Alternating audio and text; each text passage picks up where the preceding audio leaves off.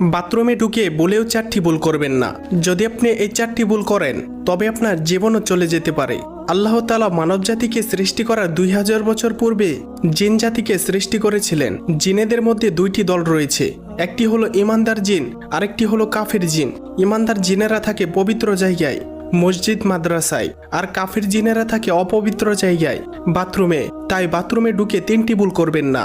সেই 3টি ভুল কি তা জানার আগে আপনি যদি মুসলিম হয়ে থাকেন তাহলে ভিডিওটিতে একটি লাইক এবং চ্যানেলটি সাবস্ক্রাইব করুন এবং আপনার সুন্দর নামটি কমেন্টে লিখে যান। নাম্বার 1, বাথরুমে ঢোকার পূর্বে দোয়া পাঠ করুন। দোয়া না পারলে বিসমিল্লাহ পাঠ করুন এবং বাম পা দিয়ে বাথরুমে প্রবেশ করুন। নাম্বার 2, বাথরুমে গিয়ে আয়না দেখবেন না।